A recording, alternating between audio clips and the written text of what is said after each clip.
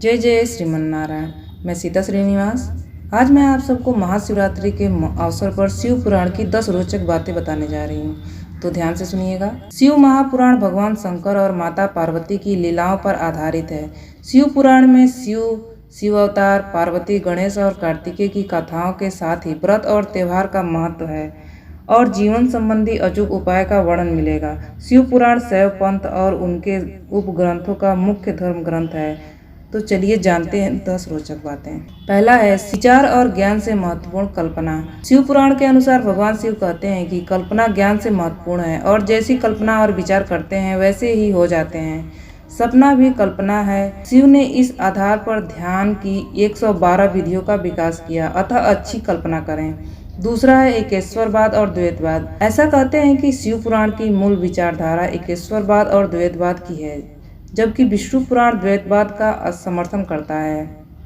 तीसरा है शिव संहिता। शिव पुराण में ही प्रसिद्ध विद्येश्वर संहिता, रुद्र संहिता, शतरुद्र संहिता, कोटि रुद्र संहिता, उमा संहिता, कैलाश संहिता, वायु संहिता और वायु संहिता उत्तर भाग पूर्व भाग है, जिससे पढ़ने का बहुत ही महत्व है।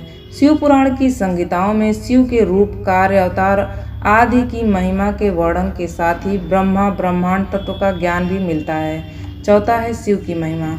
शिव मृत्यु के देवता हैं, संहारक हैं, बैरागी और योगी हैं, इसलिए दोनों ही पुराण में अलग अलग विषयों को समेटा गया है। शिव पुराण में शिव सबसे महान है। शिव जी को केंद्र में रखकर सृष्टि, उत्पन्न, पालन और संहार के ज्ञान के साथ ही मनुष्य के धर्म कर्म को समझाया गया है। शिव का समय। शिव पुराण के अनुसार सूर्यास्त से दीनास्त तक का समय भगवान शिव का समय होता है, जबकि वे अपने तीसरे नेत्र से त्रयोक्त तीनों लोक को देख रहे होते हैं और वे अपने नंदी गणों के साथ भ्रमण कर रहे होते हैं। इस समय व्यक्ति यदि कटु वचन कहता है, कलह क्रोध करता है, सहवास करता है, भोजन करता है, यात्रा करता है या कोई पाप कर्म करता है तो उसका घोर अहित होता है। छठा है शिवरात्रि या महाशिवरात्रि। शिव पुराण के अनुसार शिवरात्रि और महाशिवरात्रि का व्रत करने से व्यक्ति को भोग एवं मोक्ष दोनों ही प्राप्त होते हैं और महान पुण्य की प्राप्ति होती है। पुण्य कर्मों से भाग्य उदय होता है और व्यक्ति सुख को पाता है। सातवां है खुद लें जिम्मेदारी।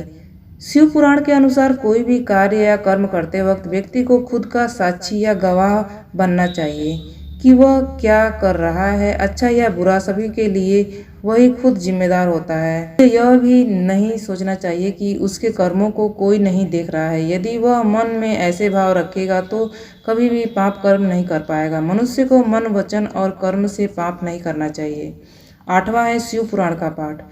शिव पुराण का पाठ करने से सभी तरह की मनोकामनाएं पूर्ण होती हैं। निसंतान लोगों को संतान की प्राप्ति होती है। शिव पुराण का पाठ करने से समस्त प्रकार के कष्ट और पाप नष्ट हो जाते हैं और जीवन के अंत में उससे मोक्ष की प्राप्ति होती है। शिव पुराण का पाठ करने से वैवाहिक जीवन से संबंधित समस्याओं का समाधान होता है। इस पुराण को पढ़ने से हमारे जीवन में आ रही बाधाओं से मुक्ति का समाधान मिलता है, क्योंकि इस पुराण में कई तरह के उपाय भी बताए गए हैं। नौवां है पशुता से मुक्ति। शिव पुराण के अनुसार मनुष्य में जब तक राग, द्वेष, ईर्ष्या, वैमनस्य, अपमान तथा हिंसा जैसी अनेक पाप विष वृत्तियां होती हैं, तब तक वह पशुओं का ही हिस्सा है। पशुता से मुक्ति के लिए भक्ति और ध्यान जरूरी है। भगवान शिव के कहने का मतलब यह है कि आदमी एक अजायब घर है। आदमी कुछ इस तरह का पशु है जिससे सभी तरह के पशु और पक्षियों की प्रवृत्तियां विद्यमान हैं।